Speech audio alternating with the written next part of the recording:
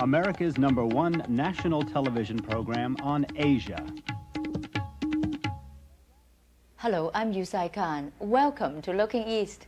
For those of us who live in the noise and congestion of a big city, the mere mention of the South Seas evokes a dreamland of quiet beaches and sunny blue skies. Tonight we'll take you through just such a setting, a small village on the east coast of Malaysia, where the richness of the people's lifestyle is exceeded only by its simplicity. And on these same beaches, we'll see one of the wonders of the world. It is here that the biggest marine turtles come each year to lay their eggs. We'll be back in a moment.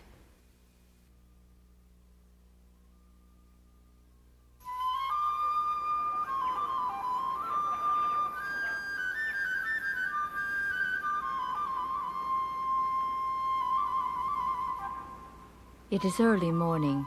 Fishermen cast their boats out into the glistening waters of the South China Sea, and a new day begins in a kampong, a Malaysian village.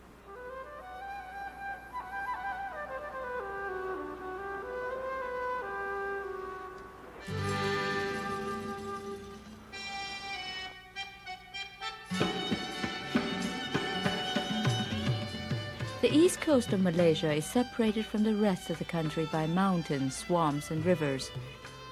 From November to January, it is also ravaged by northeast monsoon winds. These geographical factors have affected the character of people's lives here. Until this century, there have been no roads, so transportation in this area is still not well developed. Many villages, like this one, called Besara, exist as they have for over 1,000 years. Somerset Maugham, an English writer who used such a setting for many popular stories, wrote this about life in a Malay village. They were busy but without haste, and you were conscious of the rhythm of life, of which the pattern was birth and death, love and the affairs common to mankind.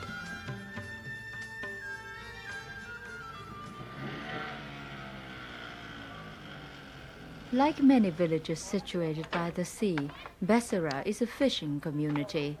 Its population of 6,000 is mostly Malay, although many of the boats and businesses are owned by the Chinese, who brought their management and trading skills to the village a generation ago. Today, the younger, more educated villagers do not want to stay as fishermen. In the eyes of modern society, it is not a steady source of livelihood. They cannot fish during monsoon season, and even when the weather is good, the catch sometimes isn't.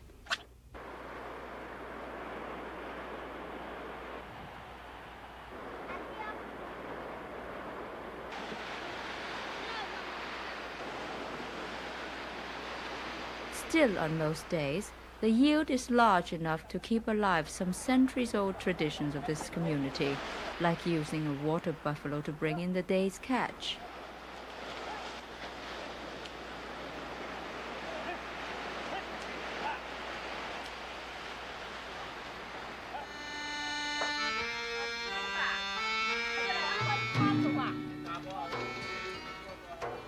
Then comes the rinsing, sorting and drying of the fish before being sold to markets all over Malaysia.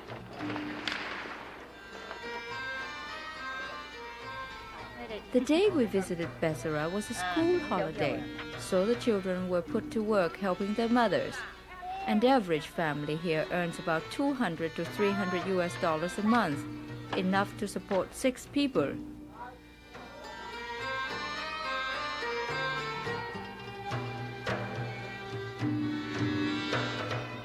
If you were looking for a truly typical Malaysian dwelling, you wouldn't have to look further than this kampong home. It's easy to see what makes it distinctive. These stilts.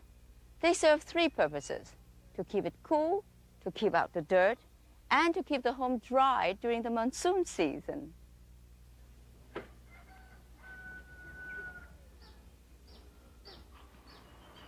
Homes like these are the foundation of any Malaysian village. They may be simple and unadorned, or filled with decorations and modern appliances. and no kampong home would be complete without the presence of goats, chickens, and children.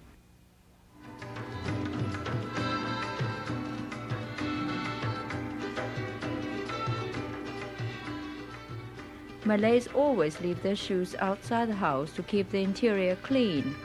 The women of the house sweep and clean several times a day. For them, cleanliness is a matter of pride. And the children learn this at an early age. This girl is 13 and her brother is 7. Also living in the house is their younger brother, their father, a clerk in the public works department, their mother, who works in the nearby city of Kuantan, and their grandmother. Like many families here, they own their own house.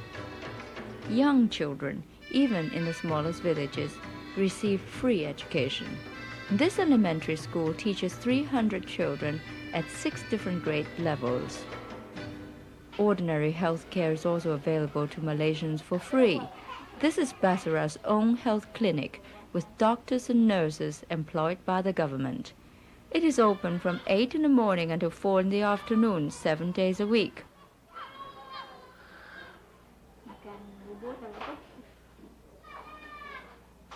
On this day, mothers and babies make up most of the patients. This sign says that a midwife is on duty, and although we didn't see any babies being delivered, we did see a lot of babies being treated. Medicine was prescribed, checkups were performed, and sadly for the little ones, injections were given.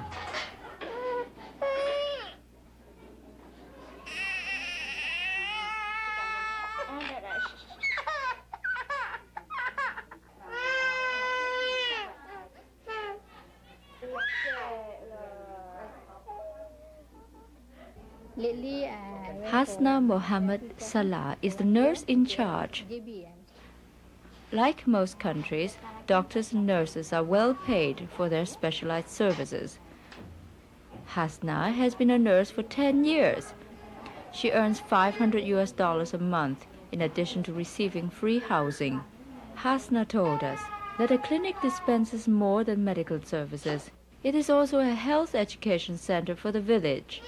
Mothers are advised about how to supplement the breastfeeding of infants.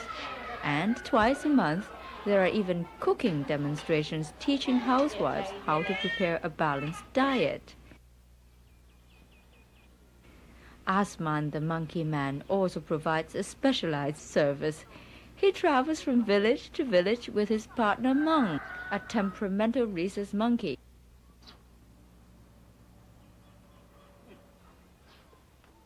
They are professional harvesters of a valued crop, coconuts. When Mung is in a good mood, he performs his job with great concentration, although he is often hindered by the bites of small spiders living in the trees. Asman congratulates his partner for a job well done. Over 300,000 hectares of land in Malaysia are used for coconut cultivation. Export volume for coconut oil is almost 60,000 tons per year. The fruit is highly valued here as food, as a source of cooking oil, and the husks can be turned into fiber for making ropes, mats, carpets, and such. As the day winds down, the villagers settle down for a game of Malaysian chess, played with bottle caps and rocks. The pace of life in Basra is easy and unhurried. It may not be a life of abundance, and modern conveniences may be lacking, yet there is a sense of harmony, plus that gentle rhythm of life described by Somerset Maugham. They are the simple things that make the East Coast distinctive. They are also why this part of the country has come to be known as the soul of Malaysia.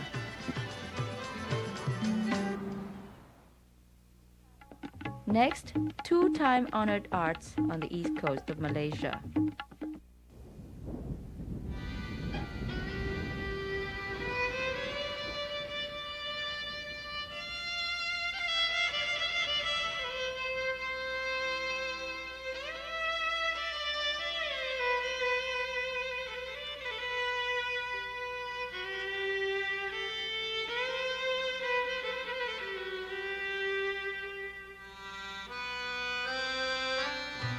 Kite flying and top spinning are two time-honored arts on the east coast of Malaysia.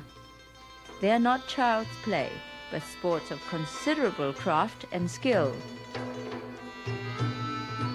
According to Malaysian history, kite flying dates back to the 15th century and the reign of the Sultan Mahmud of Malacca, but it is believed that kites were actually brought from China as early as the 14th century.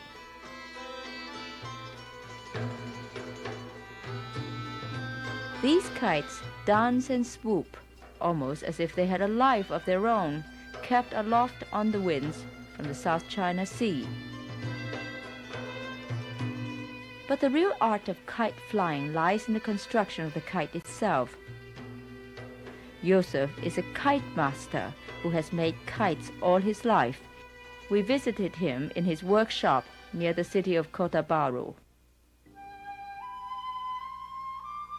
To make a kite, you first use thin strips of dried bamboo. It must be slowly dried in the sun so that there is a spring to it. Once the bamboo is shaped, Joseph ties up all the bamboo lengths to the rigid backbone of the kite. The string he's using is cut from the trunk of a banana tree.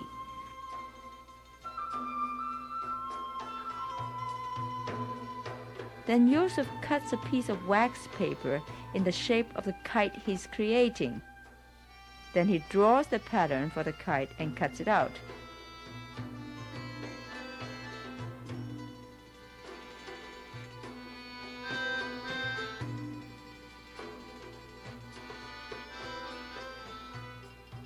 Patiently, he pastes the design onto the frame.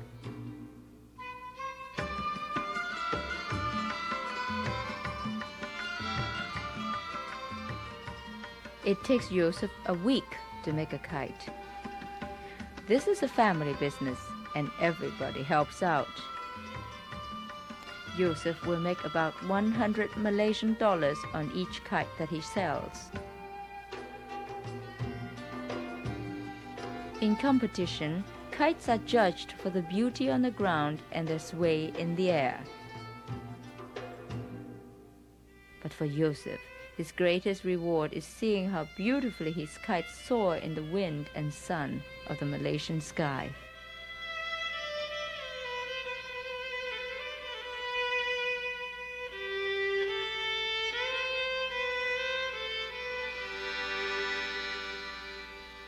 Mohammed bin Mamat is a 54-year-old master of tops whom we met in another dusty town on the east coast of Malaysia.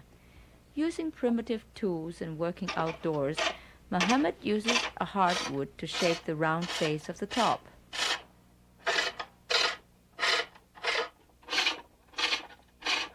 Once the wood base is formed, a large piece of lead is added to the top. The lead adds weight and balance and makes it possible for the top to spin for long periods. After adding the point on which it spins, the top is ready to go, except for a special ceremony performed by a local magician. Malaysians in the countryside believe that a man like this, called a bomo, using incense and these incantations, can help a top to be a contest winner. Mohammed's top looks just like any other, but he told me that he often wins in competition because of the good fortune that comes to his creations from this ceremony.